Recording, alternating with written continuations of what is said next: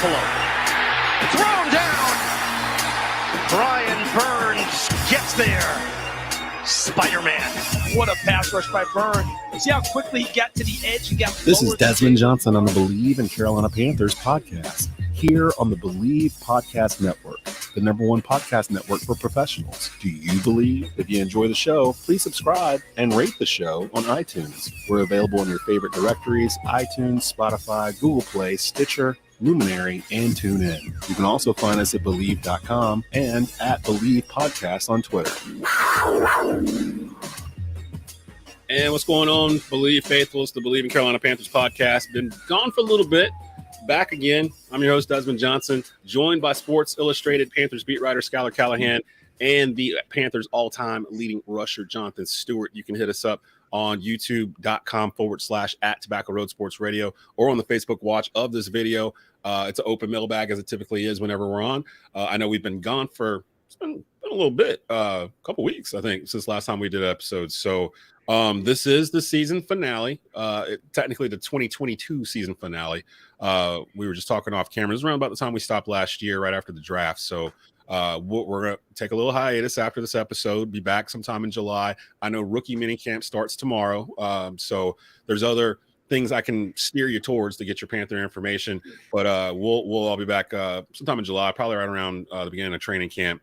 Are they still doing it in Wofford, Schuyler? Are they still down there? Or did they move? They're still down in Wofford? Okay, so they're down in Wofford. I might try to get down there this year. So we'll see about that, and just just rate and subscribe to the YouTube channel Tobacco Road Sports Radio, where you get all your info from there about when we'll be back in July.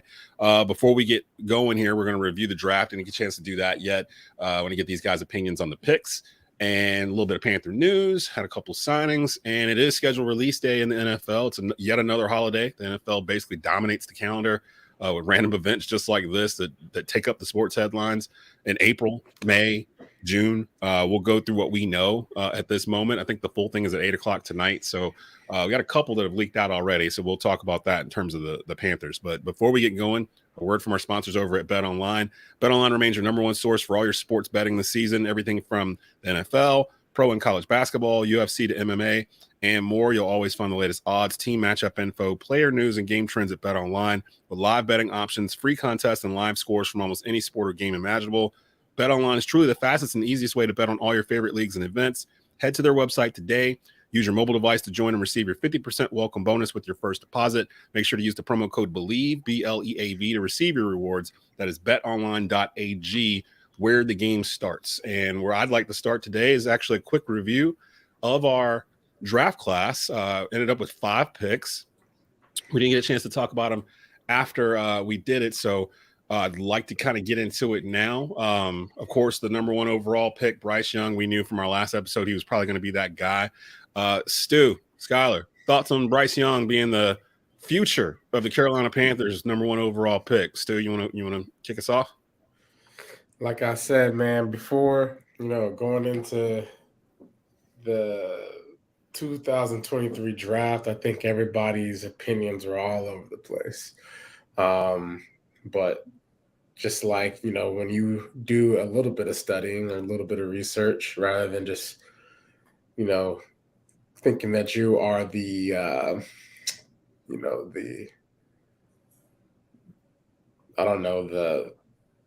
master brilliant, scout that knows everything. Milk Kuiper. I think once you actually do digging, it's a no-brainer. Bryce Young's talent, not just, his ability to play football, but just to lead a group of men, I think is the lethal weapon that the Carolina Panthers picked up.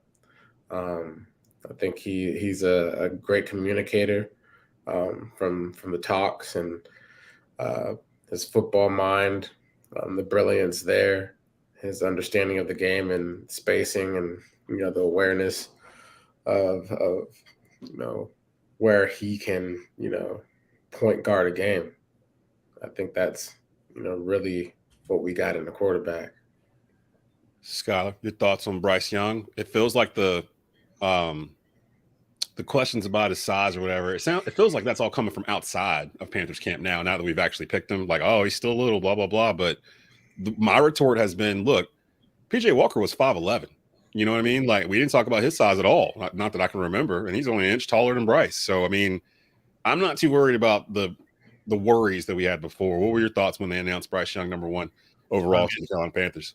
Yeah, I mean, I wasn't really shocked. I don't think anybody was. It was the worst kept secret in the NFL. But, I mean, really, you go back to maybe 2 or 3 weeks before the draft when everything really started to lean his direction. I started to look more and more at what he did at Alabama. And, I mean, he's just the most pro-ready player in this entire draft. It doesn't matter position. He is ready to go. And that's why they went up and got their guy at #1 because they sat at 9. I mean, you're probably taking Will Levis, and it's a reach. Or you're trading up a few spots and you're getting the third best quarterback, maybe in Anthony Richardson. So I think when you look at this whole quarterback class, like I still feel very strongly about CJ Stroud. My thing with CJ Stroud is I don't think he's as ready to be a successful quarterback in the NFL right away as Bryce Young is. Now, the only reason why I kind of kept leaning towards him in this entire process is because of the size. Now, again, I'm not concerned with Bryce's height. I could give 2 craps about it. It's the slenderness. We've talked about this many, many times. He's a tiny guy, and he is, but you have to trust in your nutrition people. You have to trust in your strength coaches, and you have to trust in Bryce Young. And if you get Bryce and those 2 other aspects of your organization on the same page, then there's really nothing to worry about because as far as the game is concerned, there's no red flags at all. Yeah, I would totally agree with that in terms of he seemed like the safest pick. Well, not the safest pick. He seemed like the more – He is the safest pick. What was that? He is the safest pick, I think. Yeah. I mean, considering everything was in the top 10 and what we gave up to go up to #1 to secure him, I found out that Minnesota was trying to actually get Bryce Young too, or he was the only quarterback they would have traded up for. Yeah, man, Will Levis. It seems like every year there's one guy in the green room that Mel Kiper has hyped for months, and he's just sitting there like the whole first we were round. talking about it during our mock draft about the Malik Willis. Yep. And how that was kind of like the same thing this year with Will Levis. So, where did he end up going? Did he go to Tennessee? He went to Tennessee. We probably thought it was going to probably end up anyway. That Tennessee was just smart enough to be like, we don't need to put a first-round pick on this dude. We'll come back around. But were they smart enough? We'll see. Would you rather have Malik Willis or Will Levis? I mean, they got both. Oh yeah, they got both. They're going to have to choose eventually, I would think. But I think at that point they need to have a veteran presence that can come in there and compete for a job. But we won't spend too much time on Tennessee Titans. The division's wide open. This is a Bleav in Panthers network, so we out here just gigging it. Out of the other 4 draft picks they had, because they had to give up one to move up when they drafted DJ Johnson in the 3rd, which actually raised some eyebrows. Out of the other 4 picks, which one of these 4 is the one that intrigues you the most? Jonathan Mingo, the wide receiver from Ole Miss, DJ Johnson, the edge rusher from Oregon, Chandler Zavala, offensive lineman from NC State, and Jamie Robinson, the safety they got in the 5th round out of Florida State. Out of those 4, which guy are you looking at that could make an instant impact? Chandler Zavala. I think, with, the injuries that we had the very last game of the season to our offensive line, I think them, getting Chandler in here, getting him in the mix of the things and getting him loaded into the depth. I'm excited to see them taking, the notion and the side to protect their quarterback. So I think he's going to be able to have an impact at some point during the season. But I'm going to go ahead and steal another turn here and say that Jamie Robinson. He's interesting. I think he has an opportunity. I'm going to put it that way, to come in here and make a statement, especially with this defense that we're about to see next year with the 3-4. the Carolina Panthers are going to depend heavily on the secondary to step up and make plays. In the secondary though, like I think this is going to be a defense that's going to be able to fly around, back there, and wherever the ball is, they're going to be able to scope it out. And he seems like that type of guy. Thieves have 2.0.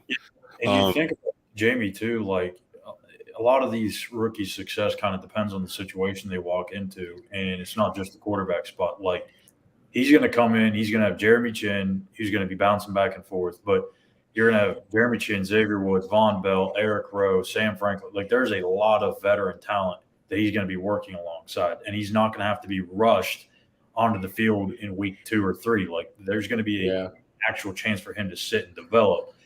But I got to agree with Stu too. I think Chandler Zavala is going to be the absolute biggest steal of this entire draft. Yeah, I really do. He will start by year 2, 100%.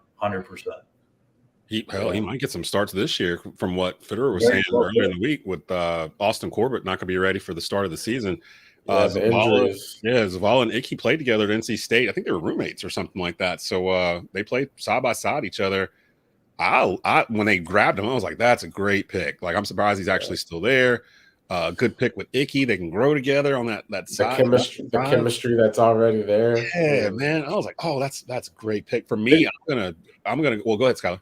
Fitty was sweating when it got towards that pick in the 4th round, like early portion of the 4th round. They were thinking he was going to be long gone by the time they were on the board at 113 or 114. So yeah. For them, that was an absolute steal. And again, you could argue the DJ Johnson thing, and you're always going to have these types of picks in the draft where they had to go get somebody that could get after the pass rush or could rush the passer. And it's tough because obviously the college production wasn't there, but he only played the position really full time for 1 year. He's an older guy. He's bounced around, played different positions, even played tight end. But the good thing is he's got all the traits that you want. I mean, this kid is freakishly athletic. So if he puts it all together with this coaching staff, I think they can get it out of him. Oh yeah. I think people were more worried about them giving up a pick to go up to get him.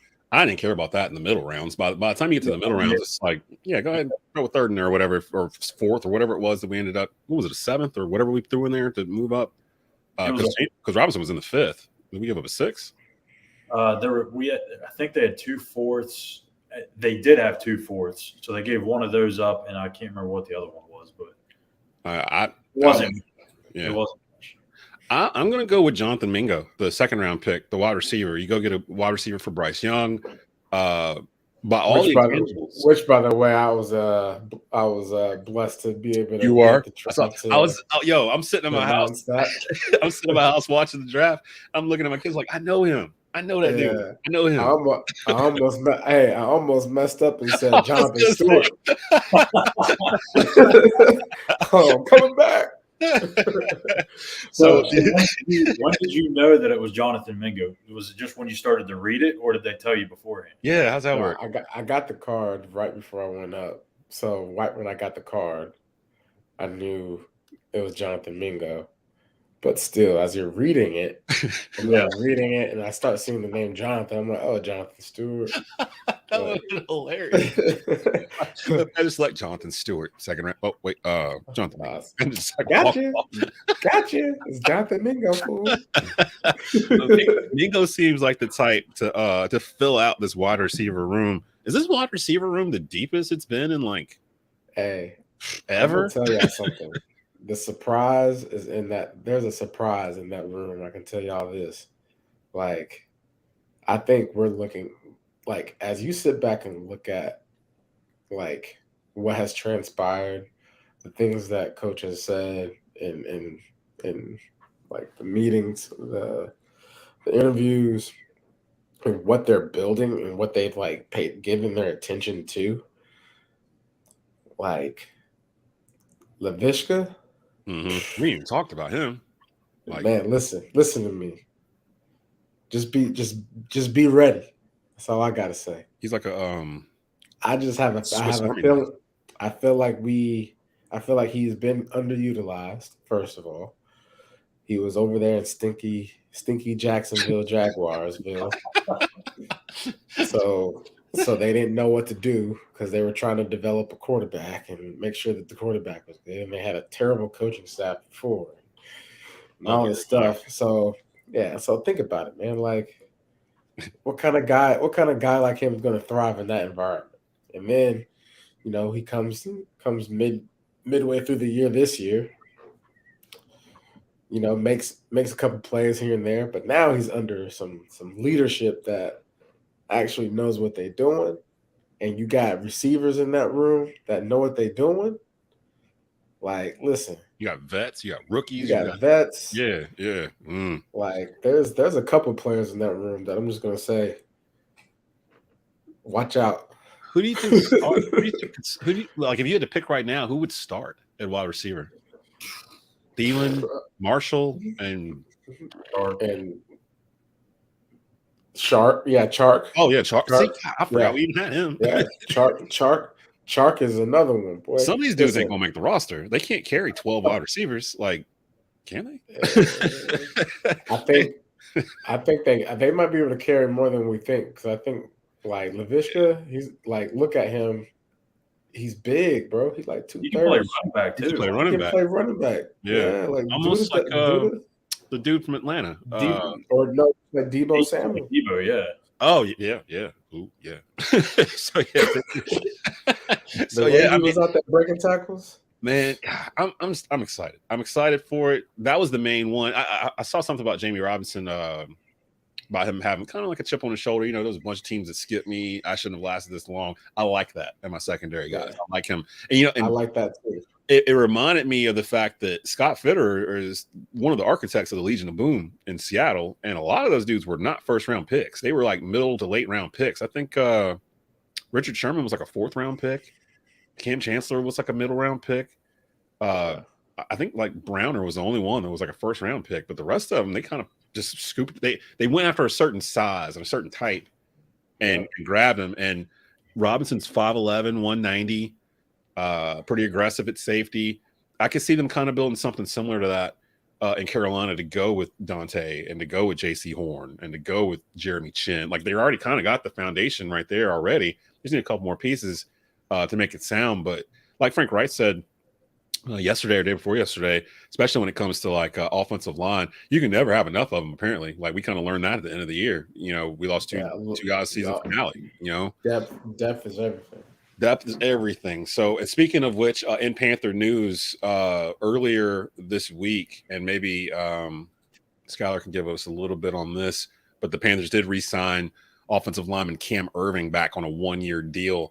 I didn't realize he had been here for 2 years or whatever already. Yeah. So shout out to them bringing back Irvin. I know a lot of Panther fans aren't big fans of his, but again, he brings some depth and much needed experience on that offensive line. And like we saw before, that, you can never have too many offensive linemen. So he does well in that role as a swing tackle. And I mean, they used him a bunch in jumbo sets last year. And I think they'll kind of use that same role for him this year too, because I mean, when you've got the offensive line that you have, and you also have the running backs that you have an opportunity to put some what was that, the Arby's package or whatever it was called last year. That might be something. Yeah. They brought in like 8 linemen. I think it was actually James Campen that started that. I can't remember. So I mean, that may be something that actually carries over. God, I remember because they were like at the 50-yard line, and they line up like goal line, like jumbo with like they had Cade Mays out there, like it was a wall of meat. 7 offensive linemen. It was beautiful. Yeah, the defense is like, we don't even like we don't know what's about to happen, and they got the first down. I remember that, and they started pulling it out a little bit more at random spots in the field. So they should probably call that. They should call that formation Brazilian Steakhouse. Oh, you can eat. Come get all the meat. I do want to give a quick mention to a couple of these UDFAs that they signed, because I think there's actually a few of them that could actually either make the roster or end up on the practice squad. Don't know how to pronounce his first name, but it's a cornerback from Oregon State. I think his name's Rezon Wright. Rezon Wright. Let me go find him. He's one to watch out for, mainly because the corner depth is it's not quite there yet. I would expect they're probably going to add another veteran at some point between now and training camp. But you have him, Nash Jensen from North Dakota State on the offensive line is a guy they're really high on. Bumper Pool, arguably the best name out there in football right now, linebacker. Yeah. From Arkansas. And got to also mention the running back from App State, Cam Peoples, who looks really good. I like Cam Peoples. I've seen him a couple of times. He's big, actually. too. Mm-hmm. Yeah. I think he can. But he like 225, like 6.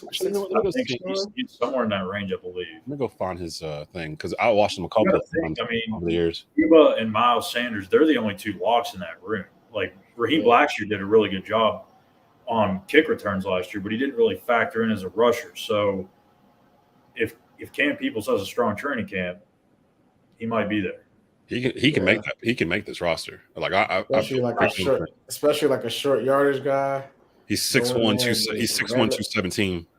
Oh man, he gonna fall for a first down. Yeah. Yeah. He ran a 4.61 40 at the combine. 37-inch vertical jump. Playing the wrong sport, brother. You should be playing some basketball. Like what? He's jumping 37 inches on a vertical. All right. So I mean he's had some runs, man. He's had some games. He ranked 10th in FBS with 1,124 rushing yards. He set up some gaudy numbers. He set a bowl record. He set an NCAA bowl record with 317 rushing yards on just 22 carries against North Texas in the 2020 Myrtle Beach Bowl. He had 5 rushing scores in that game too. Yeah, I think he's going to make this team. I've ranked all 13 of the undrafted free agents that they signed. So if you want to check out, get a little bit more of a background on who these guys are, who's got a chance, go to the SI Panthers, check it out. 1 to 13 got them all. Yeah, so those guys too, and a lot of those guys are going to be showing up for rookie minicamp tomorrow. It does begin tomorrow, so we'll get a chance to start getting some information about what's going on with the Panthers and everything else. You know, everything's pretty much 24/7, 365 now with football. It is the day of the schedule release in the NFL. The NFL and I think the NBA is starting to catch on a little bit, but the NBA does this a lot in the summer. Like as soon as their season's over, their free agency period dominates the headlines, even though they're not playing anymore. The NFL has been doing this for about 15 years where like they'll steal your shine. Like it's the NBA playoffs, the Stanley Cup playoffs. Let's drop our schedule release right here on a Thursday and just let everybody talk about it for a week. And we'll just leak out a couple of games leading up to it just so you have to talk about it for like a week and a half. And then boom, we're going to throw this thing out. When you already know the teams your team is going to play, we gave that to you like a year ago. So like we already know, but we're sitting there like, oh, who are we going to play? Who are we going to play? The Panthers have had 2 games leak out as of this taping. I've got 5. See, that's what happens when you got an insider on here. Okay. Yeah, look at my man. Okay, let me just step back. Let me give it to my half so I feel important, and then I'm going to step out the way so Schuyler can give us. Actually, you can confirm if these are right or not because I have Atlanta week 1 on the road. Is that accurate? Mm-hmm. Okay. And then I've got Green Bay. I think we're hosting Green Bay and newly incumbent first stringer Jordan Love at quarterback week 16. You got that one too? Yeah. So I got those 2, and the other 3 that I've got are I'll save the best one for last. So week 8 versus the Texans at home, week 17 at Jacksonville, and the best one is week 2 home opener, Monday Night Football against the New Orleans Saints. Ooh. Really? Okay. So, all right. That's this is set up for success. Listen, I would have expected that. Listen. So, I mean, we'll see if it actually happens. That's if that's the case, bro, we about to really go in. I love the fact that we get the chance to start off the season with these 2 division opponents. Yep. Because out the gate, everybody's going through their funk. We ain't got no funk over here. Okay, so we got to be coming out guns blazing. Bryce Young about to go out there and show off who he is. We're going to protect, and we're going to mollywop them Falcons. Is the Saints at home? Did you say that was in Charlotte? and then we're gonna give week 2. Dang. then we're gonna give also those Saints the business. I might try to go to that game. I might try to get in Oh, the of course. Of Monday course. night. Bro, if you said you was gonna try to go to training camp, you going to training camp to see Bryce Young. Yeah. So absolutely you're gonna try to go to that game. Uh-huh. That's Bryce Young's first Monday Night Football game. God, man, the paint will be loud. Say that again, Schuyler. Minnesota's apparently week 4 as well at home. Kirk Cousins coming home or coming in here. Yeah. I don't trust Minnesota. Well, I've never really trusted them, but that division is wide open too. There's a lot of divisions that are just wide open for the taking. The AFC South. The last time Minnesota came here, I mean, that was a game Carolina should have won. Went to overtime. You know what happened? When was the last time we played Minnesota? 21. 21. Oh, was that the Teddy Bridgewater goal line game where he No, that was Green Bay. This was the one they were playing. I think they were playing well almost the entire game, had a chance to win, or they were playing like crap. That's what it was. They played awful the entire game, I think. Don't quote me on this, but I think they were playing terribly the entire game. They came back, tied it up. They go to overtime, and there was some busted coverage, I think, and they just threw one up and touchdown in overtime on the first drive. I can't remember who the guy called it. May have been BC Johnson. I can't remember, but I vaguely remember that because that was during a stretch the whole time Rule was here. That felt like that's how we were losing games. Like we didn't really get blown out or like a team didn't just stomp us, but we did enough things wrong. Let's not talk about the past. Let's talk about the future. The transition is beautiful. I really hope that we play 2 division games back to back. I do too. Run that back one more time, Schuyler. The ones you have. So week 1 at Atlanta, week 2 at home against the Saints on Monday Night Football, week 4 at home against the Vikings, week 8 against the Texans at home, week 16 against the Packers at home, and week 17 at Jacksonville. That's what I have. Like I said, I can't guarantee that that's 100%, but we'll see. That Jacksonville game might be very interesting. I'm surprised they're giving us an AFC opponent in week 17. Usually, I can't remember if it was last year or the year before. I thought there was an AFC opponent week 17. They usually end the year with 2 divisional opponents. Yeah. But I don't know. It feels like we always play Atlanta or the Saints at the very end or Tampa. Well, those would be New Orleans. New Orleans has been the first. They've played New Orleans at home. This will be the 3rd straight year now they've played New Orleans at home in the first 3 weeks of the season. I think the last 3 years they've also ended, or 2 of the last 3 years or something like that, they've ended the season with New Orleans on the road. I can't remember exactly, but and plus the way that these teams are put together, like we get to see Atlanta and New Orleans in the first 2 weeks, and they're dealing with basically brand new. Like Atlanta doesn't have enough. Like that's how I kind of look at them. They're just not ready. Yeah, they're still they're like in year 2 of like a 4-year rebuild is what it feels like. And the Saints, I don't trust or like Dennis Allen. Like I never understood them hiring him. Yeah, I think he has a losing record as an NFL head coach. And Kamara's older. Thomas is older. Thomas didn't even play last year, did he? He might have got 1 or 2 games in. Yeah, he played. He was out like a lot with that foot or whatever was going on. And then you've got Derek Carr coming in here who, yeah, he puts up numbers, but can he go get a division for you? In a division like ours, it's so wide open. I mean, just looking at what everybody did in the draft and what we did and free agency and everything else, I feel like Carolina's best equipped to go win the NFC South. Like, is that crazy? Is that nuts or not at all? Okay. Not at all. All right, cool. Because I'm just like, I'm sitting there trying to convince myself otherwise. And I'm like, nah, they're doing everything right. They did everything they said they were going to do. And then they went out and did it. Like all of it. They've not been scared. It's almost like they're playing with house money. Like I like it. I'm not used to this as a Panther fan. I've told people a lot. We're used to conservative front offices and conservative coaches. Listen. You know, we better get used to it then.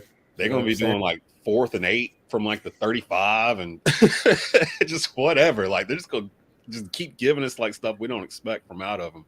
I don't have anything else news-wise other than that. I didn't even know we were going to any games, but that Packers game, I feel that'll be a fun one too. Which I don't know if I mentioned. That's on Christmas Eve at home. So remember last year, the coldest game ever. Had the Detroit.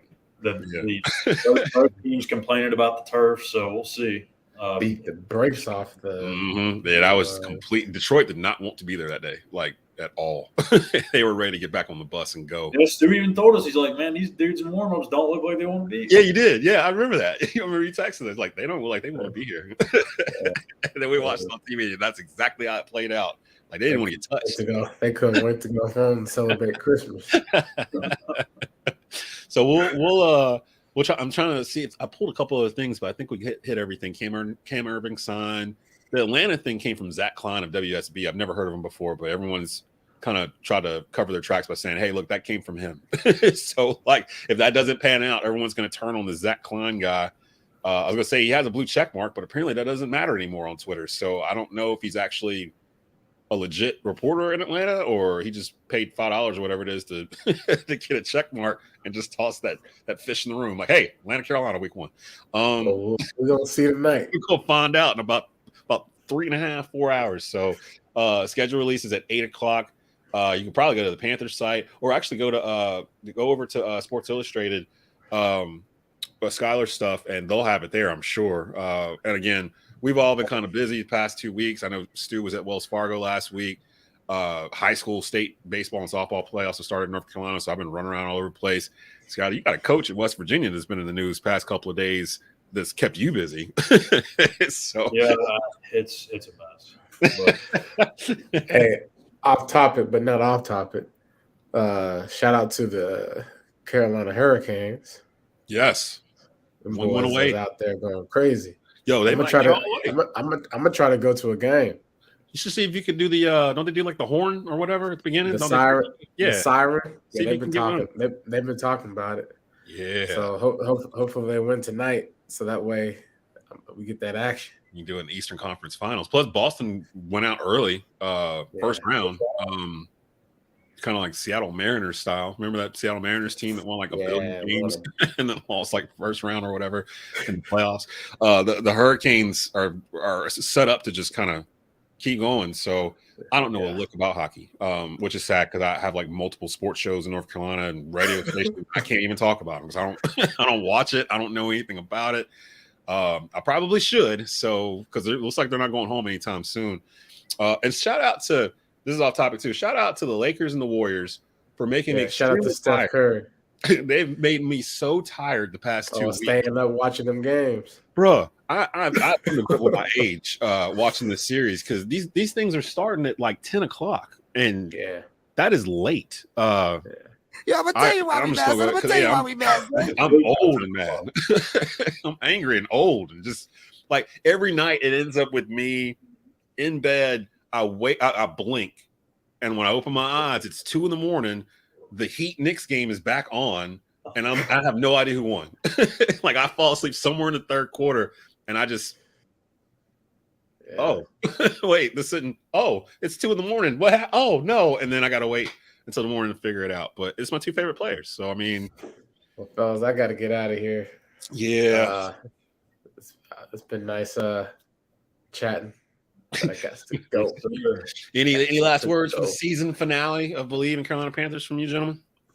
Man, appreciate everybody listening in. This has been a nice introduction, to the Bleav in Panthers podcast, Bleav Network, and I look forward to more things. Schuyler, Panthers. We're probably about to have a fun. We're going to the playoffs, baby. Have a fun season doing this.